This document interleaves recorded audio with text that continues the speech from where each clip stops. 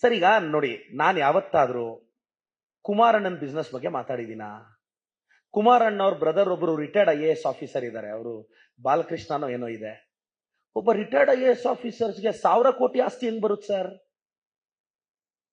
ಬಾಲಕೃಷ್ಣ ಅಂತ ಅವ್ರ ಫ್ಯಾಮಿಲಿಯಲ್ಲಿ ರಿಟೈರ್ಡ್ IAS KAS ಆಫೀಸರ್ ಇದ್ದಾರೆ, ಅವ್ರು ರಿಟೈರ್ಡ್ KAS.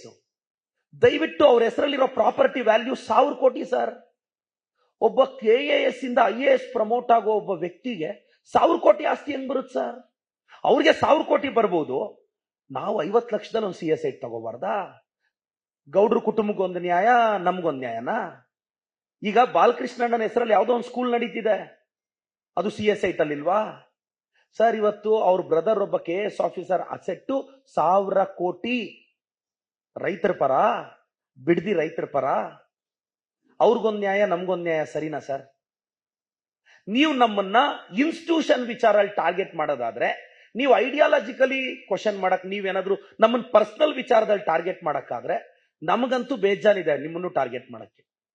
ನಾನೊಬ್ಬ MLA ನೀವು ಫೈಟ್ ಮಾಡ್ರಿ, ನನ್ನ ಸಮಸ್ಯೆ ತಂಟೆಗೆ ಯಾಕೆ ಬರ್ತೀರಾ? ನಾನು ಈ ಸಲ ನೀಟ್ ಎಕ್ಸಾಮ್ ಅಲ್ಲಿ ನೀವು ನಂಬಲ್ಲ ಸರ್, ಫಾರ್ ಯುವರ್ ಇನ್ಫಾರ್ಮೇಶನ್ ರಾಜ್ಯಕ್ಕೆ ಹೇಳ್ತಾ ಇದ್ದೀನಿ. ಎಷ್ಟೋ ಜನ JDS MLAಗಳು, BJP MLAಗಳು ಎದ್ದೊಳದ 11 ಗಂಟೆಗೆ. ನಾನು ಬೆಳಗ್ಗೆ 5:30 ಕ್ಲಾಸ್ ಅಲ್ಲಿ ಇರ್ತೀನಿ. ಕ್ಲಾಸ್ ಇಲ್ಲ ಅಂದ್ರೆ 6 ಗಂಟೆಗೆ ಹಳ್ಳಿಯಲ್ಲಿ ಇರ್ತೀನಿ. JDS MLAಗಳಿಗೆ ಯಾವನ್ಗಾದ್ರೂ ಒಬ್ಬನಿಗೆ ತಾಕತ್ತಿದ್ಯಾ ಹಳ್ಳಿಯಾಗಿ ಹೋಗಕ್ಕೆ? ನಾನು 280 ಹಳ್ಳಿ ಬ್ಯೂರೋಕ್ರಸಿ ನೆಲದಲ್ಲಿ ಕೂರಿಸಿದ್ದೀನಿ. ಕುಮಾರಣ್ಣ, ನಿಮ್ಮ ಹತ್ರ ದುಡ್ಡು ಕೊಳಿತಾ ಇದೆ, ನಿಮ್ಮ ಕ್ಷೇತ್ರದ ಜನತೆಗೆ 1 ಆಂಬುಲೆನ್ಸ್ ಬಿಟ್ಟಿದ್ದೀರಾ, ನಾನು 10 ಆಂಬುಲೆನ್ಸ್ ಬಿಟ್ಟಿದ್ದೀನಿ. ತಿಂಗಳಿಗೆ 15 ಲಕ್ಷ ಖರ್ಚು ಮಾಡ್ತೀನಿ. ನಾನು MLA ಸ್ಯಾಲ್ರಿ ಎಲ್ಲ ಅಮ್ಮ ಆಂಬುಲೆನ್ಸ್ ಕೊಡ್ತಿದ್ದೀನಿ ಕುಮಾರಣ್ಣ. ನನ್ನ ಪರಿಶ್ರಮ ಸ್ಯಾಲ್ರಿ 15 lakhs per month ಅಮ್ಮ ಆಂಬುಲೆನ್ಸ್ ಖರ್ಚು ಮಾಡ್ತಿದ್ದೀನಿ. ಯಾವತ್ತಾದ್ರೂ 10,000 ಮಕ್ಕಳಿಗೆ ನೀವು ಸ್ಕಾಲರ್ಶಿಪ್ ಕೊಟ್ಟಿದ್ದೀರಾ ಕುಮಾರಣ್ಣ? ನಾನು ನನ್ನ ಕ್ಷೇತ್ರದ ಅದರಲ್ಲಿ 2,000 ಮಕ್ಕಳು ಒಕ್ಕಲಿಗರ ಹುಡುಗರು. ಇದು ಕುಮಾರಣ್ಣ ಮರ್ತೋಗ್ಬಾರ್ದು. 2,000 ಜನ ಚಿಕ್ಕಬಳ್ಳಾಪುರ ಮಂಚೇನಹಳ್ಳಿ ಒಕ್ಕಲಿಗರ ಸಮುದಾಯದ ಹುಡುಗರಿಗೆ ನಾನು ಸ್ಕಾಲರ್ಶಿಪ್ ಕೊಟ್ಟಿದ್ದೀನಿ. ನೀವೆಷ್ಟು ಜನಕ್ಕೆ ಕೊಟ್ಟಿದ್ದೀರಾ ಕುಮಾರಣ್ಣ? 10 ಆಂಬುಲೆನ್ಸ್ ಬಿಟ್ಟಿದ್ದೀನಿ. ಬ್ಯೂರೋಕ್ರಸಿನ ನೀವ್ ಯಾವ್ದೋ ಅವತ್ತು ಹೋಗ್ಬಿಟ್ಟಿದ್ದಾಗ ಹಳ್ಳಿಯಲ್ಲಿ ಹೋಗ್ಬಿಟ್ಟು ಒಂದ್ ಜನತಾ ದರ್ಶನ ಹೋಗೋ ಒಂದು ಅಷ್ಟು ಹಳ್ಳಿಯಲ್ಲಿ ಮಾಡಿದ್ರಿ. ನಾನು 280 ಹಳ್ಳಿ ಸಕ್ಸಸ್ಫುಲಿ ಕಂಪ್ಲೀಟ್ ಮಾಡಿದ್ದೀನಿ. ಆಂಬುಲೆನ್ಸ್ ಬಿಟ್ಟಿದ್ದೀನಿ, ಬಡವ್ರಿಗೆ ಸ್ಕಾಲರ್ಶಿಪ್ ಕೊಟ್ಟಿದ್ದೀನಿ. 6 ಗಂಟೆ ಕ್ಷೇತ್ರದಲ್ಲಿ ಇರ್ತೀನಿ. ನಿಮ್ JDS MLAಗಳು ಎದ್ದು ಮುಖ ತೊಳ್ಕೊಳ್ಳೋ ಅಷ್ಟೊತ್ತಿಗೆ ನಾನು 3 ಹಳ್ಳಿ ಕಂಪ್ಲೀಟ್ ಮಾಡಿರ್ತೀನಿ. ಇದು ನೀವು ನಮ್ಮ ಇಂಟಿಗ್ರಿಟಿನ ಪ್ರಶ್ನೆ ಮಾಡ್ತೀರಾ? 60,000 ಮನೆಗೆ QR ಕೋಡ್ ಕೊಟ್ಟು, ಡಿಜಿಟಲ್ ಕೊಟ್ಟು, QR ಕೋಡ್ ಅಲ್ಲಿ 15,000 ಕಂಪ್ಲೇಂಟ್ ಸಾಲ್ವ್ ಮಾಡಿದ್ದೀನಿ. ನಿಮ್ ಚರಂಡಿ ಪ್ರಾಬ್ಲಮ್ ಅಂದ್ರೂ ಜನ QR ಕೋಡ್ ಅಲ್ಲಿ ಹಾಕ್ತಾರೆ, ನಾನು ಸಾಲ್ವ್ ಮಾಡಿದ್ದೀನಿ. ಲೈಟ್ ಬರ್ತಿಲ್ಲ, ಸ್ಕಾಲರ್ಶಿಪ್ ಬರ್ತಿಲ್ಲ, ಬಸ್ ಬರ್ತಿಲ್ಲ, ಎಲ್ಲದಕ್ಕೂ ಸ್ಪಂದಿಸಿದ್ದೀನಿ. ಊರು ಫುಲ್ಲು ಒಕ್ಕಲಿಗ ಸಮುದಾಯದವ್ರು ಇದ್ರು ಕುಮಾರಣ್ಣ.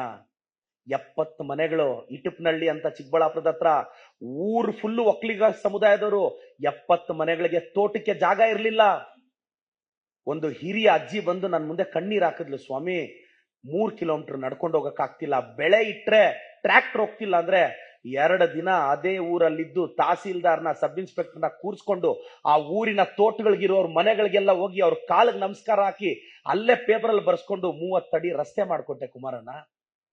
ನಾನು ಒಕ್ಕಲಿಗರಿಗೆ ಮಾಡಿರೋ ಅಷ್ಟು ಒಳ್ಳೇದು ನೀವು ಮಾಡಿಲ್ಲ ಒಕ್ಕಲಿಗರಿಗೆ ಅನ್ನೋದು ನನ್ನ ವಾದ. ಅಲ್ಲ, ಇದು ನಾನು JDS ಅವ್ರು ಕೇಳ್ತಿದ್ದೀನಿ. ಯಾಕೆಂದ್ರೆ ಸರ್, ಅವ್ರು JDS ಅವ್ರಿಗೆ ಬಹಳ ಪಕ್ಷ ಅಲ್ಲಲ್ಲ, JDS ಅವರು ತುಂಬಾ ಜನ MLAಗಳಿದ್ದು, ಹಳ್ಳಿಗಳಿಗೆ ಹೋಗೋ MLAಗಳು ತುಂಬಾ ಇದ್ದಾರೆ. JDS ಅವ್ರಿಗೆ ಬಹಳ ಪಕ್ಷನಿಷ್ಠೆ ಇದೆ. ಯಾಕೆಂದ್ರೆ ಅವರು ಅವ್ರಿಗೇನು ಅಂದ್ರೆ ಓಟ್ ಹಾಕಕ್ ಹೋದಾಗ ತೆನೆ ಹೊತ್ತ ಮಹಿಳೆಗೆ ಹಾಕ್ರು ಅಂದ್ರೆ ಅವ್ರ ಹಸ್ತಕ್ಕೆ ಹಾಕ್ಬಿಡ್ತಾರೆ, ಅವ್ರಿಗೆ ಅಷ್ಟು ನಿಷ್ಠೆ ಇದೆ. BJP ಅವ್ರಿಗೂ ಅಷ್ಟೇ, ಕಮಲಕ್ಕೆ ಹಾಕ್ರು ಅಂದ್ರೆ ಅವ್ರಿಗೆ ಹಸ್ತ ಕಾಣಿಸುತ್ತೆ. ಅದಕ್ಕೋಸ್ಕರ ಹೇಳಿದೆ ಅಷ್ಟೇ ಸರ್. ಸರ್ ಈಗ ನೋಡಿ, ಇಲ್ಲಿ DK ಸಾಬ್ ಇದ್ದಾರೆ ನೋಡಿ, ಕರ್ಮ ಈಸ್ ಬ್ಯಾಕ್. ಅವ್ರು ಮಾಡಿದ್ದಲ್ಲಿ ಇಲ್ಲಿ ನಾನೇನ್ ಹೇಳ್ತಾ ಇದ್ದೀನಿ. ಸೊ ನೋಡಿ ಸರ್, ನಮ್ಮ ಆಡಳಿತವನ್ನ ಇಷ್ಟಪಟ್ಟು BJP JDS ಅವ್ರು ಹಾಕಿದ್ದಾರೆ ಅನ್ನೋದು ನನ್ನ ಅಭಿಪ್ರಾಯ. ಅದು ನನಗ್ ಗೊತ್ತಿಲ್ಲ, ನಾನು ಅದ್ರ ಬಗ್ಗೆ ನನಗೆ ನನ್ನ ನಾಲೆಜ್ ಸ್ಟೇಟ್ಗೆ ಸೀಮಿತ ಸರ್.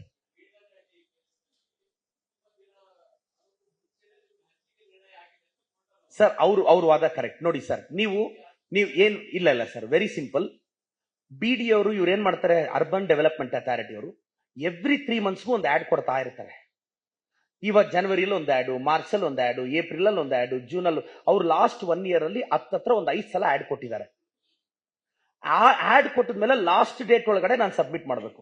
ಈಗ ಅವರು ನೋಡಿ ಜನವರಿ 12ನೇ ಲಾಸ್ಟ್ ಡೇಟ್ ಇದ್ದಿದ್ದು ಜನವರಿ 15ಕ್ಕೆ, ನಾನು ಜನವರಿ 12ಕ್ಕೆ ಕೊಡ್ತೀನಿ, ಅವ್ರು ಜನವರಿ 19 ಮೀಟಿಂಗ್ ಮಾಡ್ತಾರೆ, ನಾನು ಲಾಸ್ಟ್ ಡೇಟ್ ಒಳಗೆ ಕೊಡ್ತೀನಿ, ಇವ್ರು ಮಾಡ್ತಾರೆ. ಮತ್ತೆ ಪ್ರತಿ ತಿಂಗಳು ನೋಟಿಫೈ ಆಗ್ತಾರೆ. ಸರ್ ಈಗ ನೋಟಿಸ್ ಏನ್ ಕೊಟ್ಟಿದ್ದಾರೆ ಹೈಕೋರ್ಟ್ ಅವರು, ನೀವು ಆ ಡೇಟ್ಗಿಂತ ಮುಂಚೆನೆ ಮಾಡ್ಕೊಂಡಿದ್ದೀರಿ ಅಂತ. ಆ ರಿಲೆವೆಂಟ್ ಡಾಕ್ಯುಮೆಂಟ್ ಎಲ್ಲ ನಾನು ಈಗ ಹೈಕೋರ್ಟ್ ನಾಳೆ ಕೊಡ್ತಿದ್ದೀನಿ. ನನಗೆ ಗೊತ್ತಿರೋ ಪ್ರಕಾರ ಈ ಇಯರಿಂಗ್ ಅಲ್ಲಿ ನಮಗೆ ಸಕ್ಸಸ್ ಸಿಗುತ್ತೆ. ನಾನು ಆಲ್ರೆಡಿ ಕೂಡಾಗೆ ದುಡ್ಡು ಕಟ್ಟಿದ್ದೀನಿ, ರಿಜಿಸ್ಟ್ರೇಷನ್ ಪೆಂಡಿಂಗ್ ಇದೆ. ಮತ್ತೆ ನೋಡಿ ಅಲ್ಲಿ ಫಸ್ಟ್ ಪೇಜ್ ಒಂದಿದೆ ಸರ್, ಅವರು ಖಾತಾ ಮಾಡಕ್ಕೆ 15 ಡೇಸ್ ಅಬ್ಜೆಕ್ಷನ್ ಪೀರಿಯಡ್ ರೈಸ್ ಮಾಡಿದ್ದಾರೆ. ಯಾರು? ಕೂಡಾದವರು. 15 ಡೇಸ್ ಇದಕ್ಕೆ ಯಾರು ಅಬ್ಜೆಕ್ಟ್, ಕಾನೂನು ರೀತಿ ಎಲ್ಲ ಫಾಲೋ ಮಾಡಿದೀವಿ. ಈಗ ಇವರು ಹೋಗಿ ಹೈಕೋರ್ಟ್ಗೆ ಹಾಕಿರೋದ್ರಿಂದ ಅದೇನಾಗಿದೆ ಸರ್, ವೆರಿ ಸಿಂಪಲ್ ನಿಮ್ಗೆ ಹೇಳ್ತೀನಿ. ಅಲ್ಲೆಲ್ಲ ಸುತ್ತಮುತ್ತು ಈಗ ನಾನು ತಗೊಂಡಿರೋ CS ಐಟ್ ಸುತ್ತಮುತ್ತು ಕುಮಾರಣ್ಣನ ಜಾಗ ಇದೆ, ನಿಖಿಲ್ ಅವ್ರ ಜಾಗ ಇದೆ. ಪ್ರಾಯಶಃ ಇದು ಈ CS ಐಟ್ ಇರೋ ಜಾಗನೂ ಅವ್ರದೇನೇನೋ ಅಂತ ನನಗೆ ಡೌಟ್ ಬರ್ತಿದೆ ಈಗ ನನಗೆ ಕೊಡುವಾಗ. ಯಾಕೆಂದ್ರೆ ಅಲ್ಲಿ ಪಕ್ಕದಲ್ಲಿ ಬೀಡ್ಗನಹಳ್ಳಿ ಇದೆ ಅಲ್ಲ, ಅದ್ರ ಪಕ್ಕ ನಿಖಿಲ್ ಕುಮಾರಸ್ವಾಮಿ ಅವ್ರದೊಂದು ಫಾರ್ಮ್ ಹೌಸ್ ಇದೆ. ನಿಖಿಲ್ ಕುಮಾರಸ್ವಾಮಿ ಅವರು ರೆಸ್ಟ್ ಮಾಡಕ್ಕಲ್ಲಿ ಬರ್ತಾರೆ, ಅಲ್ಲೆಲ್ಲ ಕುಮಾರಣ್ಣನ ಜಾಗ ಇದೆ. ನಾನು ಹೈಕೋರ್ಟ್ ಅಲ್ಲಿ ನೋಟಿಸ್ ಬಂತು, ಇದೇನ್ ಗುರು ಎಲ್ಲ ಲೀಗಲ್ ಆಗಿ ಮಾಡ್ಕೊಂಡಿದೀವಿ ಅಂದ್ರೆ ನನಗೆ ಮೋಸ್ಟ್ಲಿ ಅದು ಕುಮಾರಣ್ಣಂದು ಇರಬೇಕು ಲೇಔಟ್. ಹತ್ತತ್ರ 100 ಕೋಟಿ ಬಾಳುತ್ತಾ ಲೇಔಟ್ ಮೋಸ್ಟ್ಲಿ ಕುಮಾರಣ್ಣ. ಯಾಕೆಂದ್ರೆ ನಮ್ಮ ಅಖಾಡಕ್ಕೆ ನೀನೊಬ್ಬ OBC ಅವ್ನು ಬರಬಾರ್ದು ಅಂತ ನಮ್ಮನ್ನ ಆಚೆ ಆಗ್ತಿರ್ಬೇಕಷ್ಟೇ. ಏನ್ ಮಾಡೋದು ಬಿಡಿ ಕುಮಾರಣ್ಣ. Thank you sir, thank you so much. News first, ನಿರ್ಭೀತಿಯಿಂದ ನಿಮ್ಮ ಪರವಾಗಿ.